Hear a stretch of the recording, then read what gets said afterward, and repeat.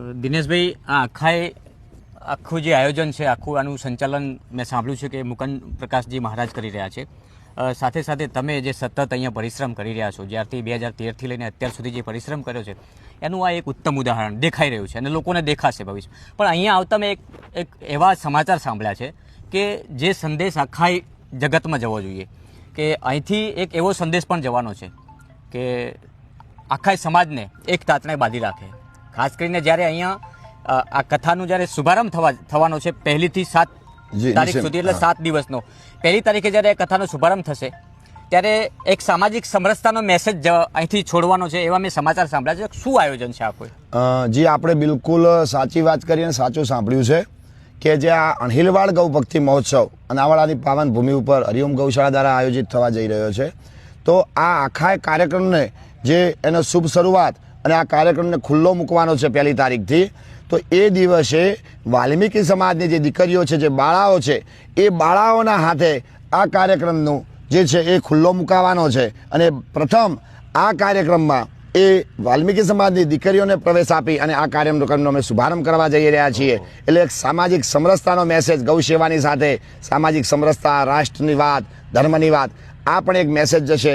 રસોડું પણ કોઈ ભેદભાવ વગરનું એક જ સાથે ચાલવાનું છે. બિલકુલ દિનેશભાઈ, આ બહુ મોટો સંદેશ છે. આ માત્ર અણહિલવાડના આ પાવન ભૂમિ ઉપરથી સંદેશ માત્ર પાટણવાડામાં કે બનાસકાંઠામાં નહીં, આ જે સમરસતાનો સંદેશ છે કે જે આ આખો કાર્યક્રમ, અદ્ભુત કાર્યક્રમ કહી શકાય કે ન ભૂતો ન ભવિષ્ય જેવો આ કાર્યક્રમ છે, એને જે ખુલ્લો જ્યારે મૂકવાનો છે એ વાલ્મીકી સમાજની દીકરીઓ દ્વારા મૂકવાનો છે, ત્યારે આ મેસેજ છે આખા ભારતમાં જવો જોઈએ કે અહીંથી માત્ર ગૌશાળાની વાતો અને ગાયોની વાતો તો આપણે બહુ સાંભળી, ગાયોની વાતો અને ગાયોનું રસપાન તો અહીંયા આપણા જે આધ્યાત્મિક જે ગુરુ છે એ કરાવવાના છે, રમેશભાઈ ઓઝા, પરંતુ સાથે સાથે જે એક અકલ્પનીય મેસેજ સમાજમાં જોવો જોઈએ. આજે આપણે જોઈ રહ્યા છીએ કે ઘોર કળિયુગની અંદર સમાજ વેર વિખેર થઈ ગયો છે, એને એક મંચ ઉપર લાવવાનું કામ જો અહીંયા થવા જઈ રહ્યું, તો આનાથી ઉત્તમ ઉદાહરણ બીજું કોઈ હોઈ ના શકે. મારે એક સવાલ કરવો છે કે અણહિલવાડ કઈ રીતે કહેવાયું? જે અણહિલવાડ એટલે જે આ મૂળ ભૂમિ છે, એ અણહિલવાડની સ્થાપના વનરાજ ચાવડા, જે પંચાસનના રાજા હતા,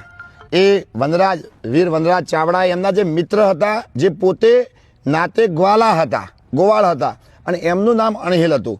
એ એમના એટલા પ્રિય સખા હતા, તો એમના સખાની યાદમાં એમને એક ગામ બનાવ્યું અને એ ગામનું જે નામ છે એનું નામ અણહિલવાડ આપ્યું. અને આપણે અત્યારે જેમ અનાવાડા કહીએ, જી, એ અભ્રંશ થઈને અનાવાડા પડ્યું. એટલે મૂળ એમના મિત્ર માટે વનરાજ ચાવડાએ જે નગર વસાયું, જે ગામ વસાયું, એ જ આ પાવન ભૂમિ, એટલે આનું નામ અણહિલવાડ આપવામાં આવ્યું છે. આજે પાટણને આપ ઓળખો તો કે કયું પાટણ? તો દાખલા તરીકે કહીએ કે પ્રભાસ પાટણ. તો આજે પાટણ જે છે એ અણહિલવાડ પાટણ તરીકે ઓળખાય છે. અને એમાંય જે અનાવાડા છે, અભ્રંશ થઈને અણહિલવાડ થયું છે. તો જોગાનું જોગ એ પણ એક ગ્વાલા હતા અને એ ગ્વાલાનું નામ ફરીથી ઉજાગર થાય.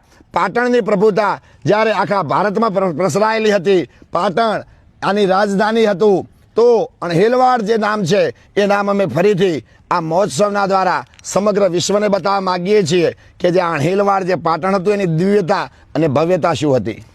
બિલકુલ. તો આભાર અમારી સાથે જોડાવા બદલ, વિગતવાર વાત કરવા બદલ, લોકોને સમજાવવા બદલ.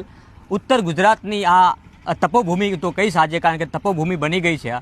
ઉત્તર ગુજરાતની આ તપોભૂમિ એટલે અણહિલવાડ, અને એમાંય અણહિલવાડમાંથી એક અનેરો સંદેશ 1 ડિસેમ્બરથી 7 ડિસેમ્બર સુધી, જ્યારે અહીંથી રમેશભાઈ ઓઝાના મુખારવિંદથી આપણે રસપાન કરવાના છીએ ભક્તિનું, એમાંય ગૌ ભક્તિ મહોત્સવનો જ્યારે પ્રારંભ થવા 1 તારીખથી જઈ રહ્યો છે, ત્યારે લાખોની જનમેદની અહીંયા મા ભગવતીના દર્શન કરશે, ગાયોના દર્શન કરશે, અને જ્યારે આ ભક્તિ રસનો જ્યારે રસપાન કરશે, ત્યારે સૌ કોઈના જીવન અહીંથી ધન્ય બનીને પોતાના ઘરે જશે અને એ સંદેશ આખા દેશમાં જશે. નમસ્કાર, રાધે રાધે.